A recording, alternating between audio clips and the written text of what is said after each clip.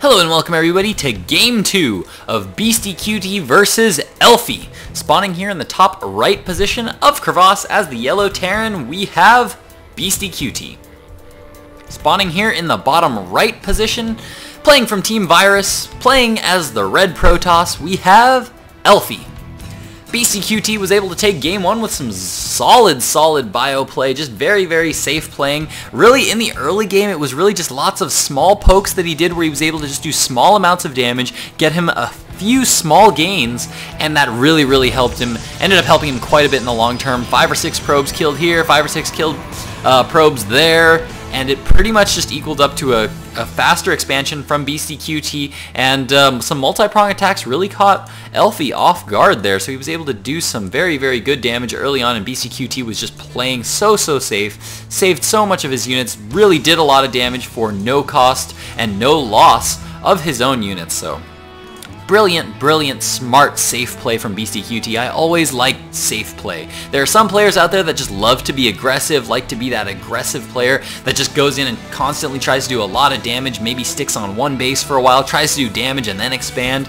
But I gotta say, there's something about a player that just plays safely that when you see them play, you're just like, they want to save every single one of those units, and they want to use every single unit to their maximum potential, and if they do it well, then it really shows mastery of StarCraft 2 in my opinion. So really love that safe play. And now we do see looks like Elfi's going to be going for a quick scout right now, going to be scouting. There's not a whole lot to scout at this point in time. The barracks isn't even up yet, so there's not going to be a command center quite down yet. There could be a super fast command center down, which I guess wouldn't be too terribly uncommon on this map, just because the natural expansion here, which is only about a half expansion, these are there's only 6 mineral fields here and a rich Vespene geyser, so it's not quite a full expansion here, but it is kind of contained within the main expansion, so it's very easy to defend. So it's relatively common for players to go command center before barracks on this map. But it looks like Beastyqt has decided not to do that. Elfi so far has gone for that standard opening of Gateway Gas, Core Gas, and is now going to be getting up some possible quick upgrades here. He does have a pylon here up on the high ground to do a little bit of scouting here for him.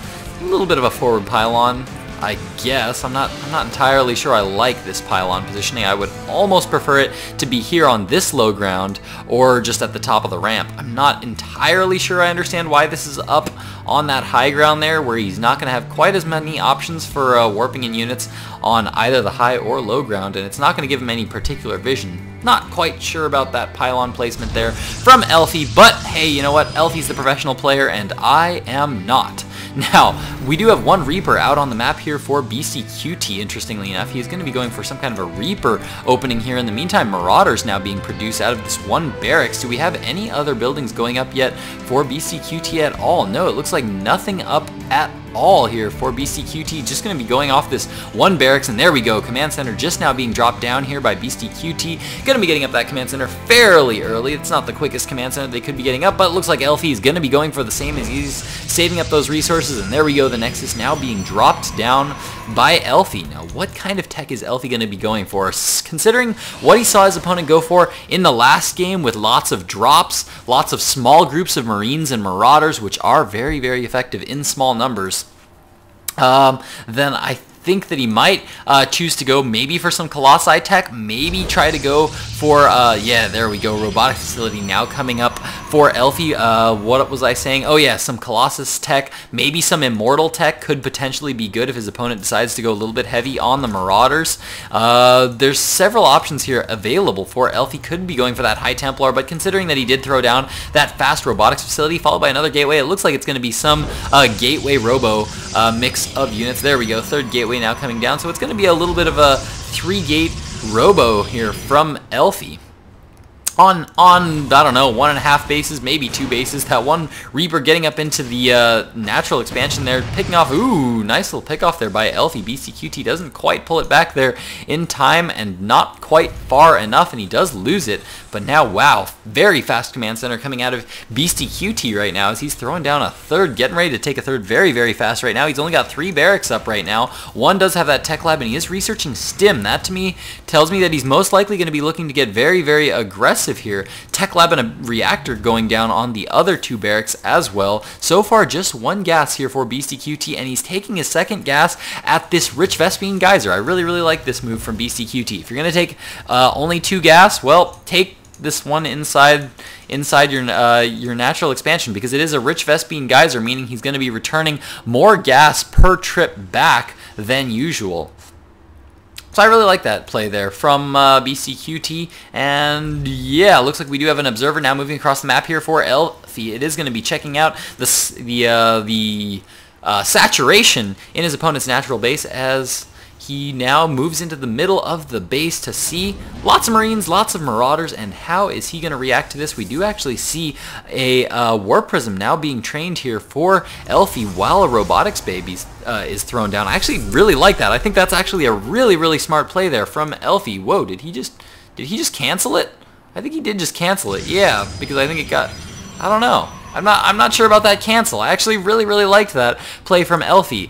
Getting up this Robotics Bay, especially this early in the game, is going to cost you a lot of gas. A lot of early gas. So what instead does he do to spend the minerals while he gets up this tech? Well, he gets up a robotics facility and he starts pumping out those Warp Prisms so he can start to be aggressive and start to do harassment. Really like that. Not really sure why he canceled it, what made him decide to cancel it. But now, of course, we can see that he's switching to that Colossus tech. Might be just because he saw so many forces at the front. I don't know. This, to me, is not that many forces to freak out over, but Elfi might just be a little bit worried about some aggression from his opponent, as this is about the timing that his opponent came at him with some aggression last game. Now, notice the order in which Elfi was getting units as well. I really like this smart play from Elfi. What did he do early on? He got up a Warp Gate. He got up a robotics facility, then he just started using this Warp Gate to pump out lots of sentries so that he could save up his minerals to get up another Nexus, get up 2 more Warp Gates, and then start to tech towards that Robotics Bay. And then, of course, while he was getting this Robotics Bay up and using all that gas in the Robotics Bay, was using those minerals on that Warp Prism, but then he canceled it, which kind of made me sad. But now he does, of course, have this Colossus, and he's moving at now with a very strange little force. 3 Stalkers, 5 Sentries with a lot of energy, and 1 Colossus with extended Thermal Lance that is now just going to be finishing up here from Elfi. Now, this could be very strong on this map, as, of course, this Colossus does have that cliff walking ability. He's going to be able to see up onto that high ground as well, and he'll be able to bounce back and forth between the low ground. Oh, and he doesn't even actually need to bounce up onto this high ground because this Observer is beautifully in place here, and ooh, looks like Beastyqt is now starting to get the Viking count up a little bit higher. He did scan and see that Robotics Bay earlier, so he knows that it's there. 2 Colossi currently up here for Elfi. Stalkers need to get a little bit in that forward position. Doesn't want to take too much damage on these Colossi. No upgrades at all yet for Elfi, though we do have +1 ground armor on the way. Beastyqt is going to continue to pump out lots of Marauders. We see Marauders and Marines constantly being produced on the production tab, but we do see some Vikings up here as well, and that could be very scary, and it looks like Elfi has just decided like he wants to pull back. He left a few Stalkers there. Nope, not going to be leaving any Stalkers there at all. Now going to be pulling back all of his forces as he takes his 3rd here. Just wanted to apply a little bit of light pressure and make sure that his opponent hadn't taken that 3rd yet, and then now he's just taking his own 3rd and just going to be pulling back here. Kind of like that play from Elfi. Not too bad. I think he could have stood to harass a little bit more. I think he would have had a chance to sit and do a little bit more damage. Maybe do a little bit more poking at the front. Maybe even use those Colossi to walk up onto the ledge just a little bit. Maybe do some threatening of his opponent. But it looks like Beastyqt is now going to be taking his 3rd and moving out here, and it looks like it's going to be just slightly ahead of Elfi's, as Elfi's Nexus is not going to be quite up yet, and Beastyqt's is now going to be plopping down that orbital command there at that 3rd base.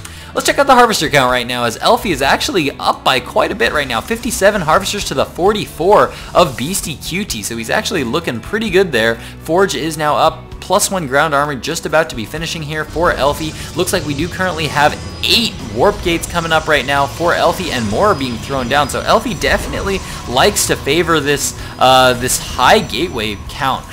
This is something that we have seen from Elfi before. I do recall that the last time I've casted his games, he does like to favor Archons and other gateway-based units, and doesn't quite so often go as much for heavy Colossi.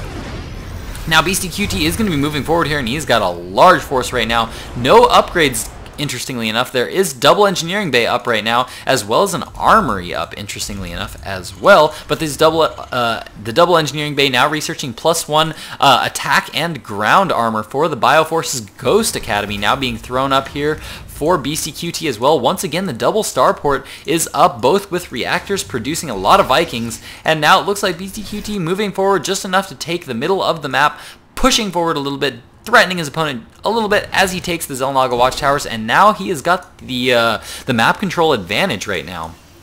And now, of course, he's going to be mining pretty heavily on that third, getting up more and more workers. But Elfi doing a very good job of not stopping producing workers. He's at 61 harvesters to the 53 of Beastyqt, so he's looking very, very good in worker count right now. And he is now on 3 base. Both these players dead even in the food count. 145 supply to the 147 of Beastyqt. So both players are playing fairly even. Both players playing very, very safe right now. And I really like this from both of these players. Yeah, I don't know. I was trying to decide whether I like so much passivity from Elfi, but I don't think I have a problem with it. I think I'm okay with it. I think considering the mix that Elfi's going for, where he's got this very high sentry count where he can get a lot of good force fields off, he's getting up a lot of tech back home, he's getting up those high Templar, Psystorm is on the way, lots of upgrades coming down as well, Double Forge once again going down, and considering that he's just sitting back and getting up a lot of those high-tech units up as his opponent, and he's matched base with his opponent, I think I'm okay with the fact that both these players are being pretty passive. But very soon, it looks like these players are both going to be moving out here very soon. Elfi doesn't want to sit too much on these low-tech units. He wants to start trading here as soon as he starts to get that Psystorm up, and once these High Templar have started to save up a lot of energy. I like how early Elfi has gotten up these High Templar so that they can start saving up that energy, and it looks like Beastyqt is going to start to get aggressive once again as he's going to start to move out to the middle of the map, take over the middle of the map. Elfi did try to take the map with a few Zealots that he did move forward, and these Zealots are currently 1-1 right now. I'm kind of on the fence about how I want Elfi to be upgrading. I love the Double Forge from Elfi. That is absolutely amazing. But considering that the bulk of his, I think, army is very Zealot heavy here, I think those Zealots are going to be used to hold back all these Bioforces while the Colossi do damage from the back, then I really think he should be getting these Zealots to be quite as tanky as possible. But, I don't know, maybe these attack upgrades will help them to just cut straight through those Marines. Zealots do kill Marines very fast. If you check out the damage they do, you can see that it says they do 9 damage, but they actually hit with each arm, so they actually do double that. So right now with this +1 upgrade, these Zealots are actually doing 18 damage per hit to these Marines, which have 55 hit points, and Terran infantry armor +1. I don't know if I'm going to try to calculate that right now. I don't have a calculator on me, and I don't want to try to do that in the head. In my head, here comes a big engagement right now, as all the Zealots now moving forward, but the Viking count here is very high, and those Vikings are doing a lot of damage to these Colossi. The Colossi falling so quickly to the forces of Beastyqt, and beautiful stim micro there from Beastyqt, stutter stepping back, kiting all those Zealots back for as long as he can. They're dealing so much damage, so many snipes going down here for Beastyqt as well, and he just completely ripped through that force of Elfi's, and Elfi is now being forced to pull back and doesn't really have all that much to be able to defend, and now Beastyqt is just going to be moving forward with this big Bioforce. These are now 2-2 in upgrades, +3 infantry weapons just now being started here for Beastyqt. Ghosts are leading the pack, and oh no, looks like a little bit of miscontrol there from Beastyqt as he does lose all of his Ghosts, as it looks like they were on a move command, but there are so many Bioforces here, lots of Zealots here, but nice stutter step micro coming here out of Beastyqt, and it looks like he is going to be able to clean up all these Zealots. If Beastyqt is able to take this force out and knock Elfi out of this game, he is going to be taking this entire best of 3, and he's now going to be focusing down this Nexus.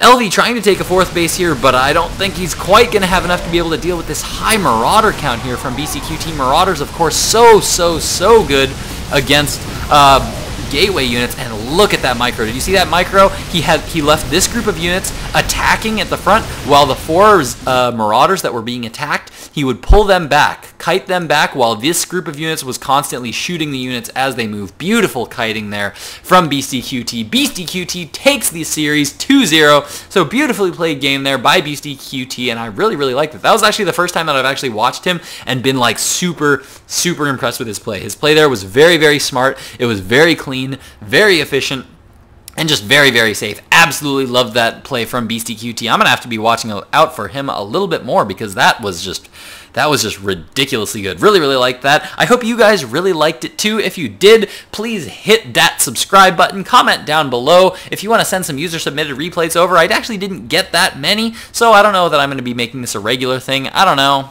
If you do want to send some over, send them on over to glitchreplays@gmail.com. And thank you guys so much for watching. Big heart to you guys. You guys are so awesome. I love every single one of you. I have so many subscribers now and I get so many views on my videos. I never expected it to go this far. So I really, really just want to thank all of you for watching my videos. Big heart to all of you guys. Thank you guys so much. I appreciate it oh so much. Thanks again, guys. Glitch out.